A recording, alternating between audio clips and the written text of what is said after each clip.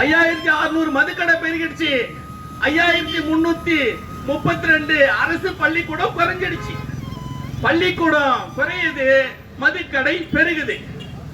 ஏன்? உயிரை கொல்லுகின்ற ஆட்சி. உயிரை கொல்லலாம், ஏவன் கொண்டாடி தாலி ஒன்னாலும் எவனாலும் அறுக்கலாம்.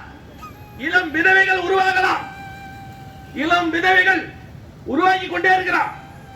நாங்க விதவைகளை உருவாக்குகின்றோம் என்று நீங்கள் கௌரவமா நீங்க பட்டம் சூட்டிக்க. எல்லா பெண்களும் இன்னைக்கு நிம்மதி இல்லாம இருக்கிறாங்க சார். எப்படி வாழணும் தெரியாம இருக்கிறான்.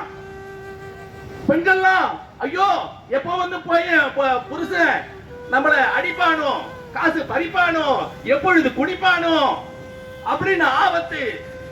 பிள்ளைங்களுக்கு நல்லா கல்வி இல்ல, காரணம் மதுக்கடை பெருகிடுச்சு. வடலூர்ல ஏன் மதுக்கடை வச்சீங்க? மது குடிச்சு அழிஞ்சுக்கிட்டு இருக்காங்க. தன் உயிரை அழித்துக் கொள்வது பெரிய ஆபத்து, பிற உயிரை அழித்துக் கொள்வது பெரிய ஆபத்து. தன் உயிரை அழித்துக் கொள்வது மது பழக்கம், பிற உயிரை அழிப்பது மாமிச பழக்கம். ஒரே தொழில் சாராய தொழில். அறிவு அழிக்கப்படுது, அவருடைய அறம் சார்ந்த சிந்தனை அழிக்கப்படுது. இன்னைக்கு எப்படி இருக்குது? பெரியவங்களை பார்த்தா மரியாதையே இல்லை, சின்ன பசங்க எல்லாம் குடிக்குது. அதனால கல்குடி, கஞ்சா குடி, மதுக்குடி, போதை வஸ்துக்கள், ஹெராயின், ஹபின், கஞ்சா இதெல்லாம் அதிகமாயிடுச்சு. இதெல்லாம் மாற்றி அமைக்கணும்னா வள்ளலாருடைய கல்வி முறை வேணும், வள்ளலாருடைய சிந்தனைகள் வேணும், வள்ளலாருடைய சட்டம், அவருடைய கல்வி முறை.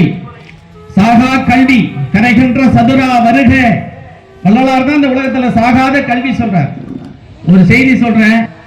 நான் சென்னையில் இருக்கும் பொழுது ஒரு அறைக்கு எழுதுறதுக்காக ரூம் நம்பர் எழுதுறதுக்காக கூப்பிட்டு இருந்தாங்க. நான் ரூம் நம்பர் எழுதலாம்னு போறேன். 176 ரூம். பசங்க படிக்கிறாங்க, MBBS படிக்கிறாங்க, எல்லாமே மருத்துவம் படிக்கிறான். ஆனா மருத்துவம் படிக்கிற ஒவ்வொரு அறையிலிருந்து என்ன வாடை வருது? புகை வாடை வருது, சரக்கு வாடை வருது. என்ன படிக்கிறான்? உயர்கல்வி. இன்னைக்கு எல்லாம் உயர்கல்வி படிக்கப்படுது.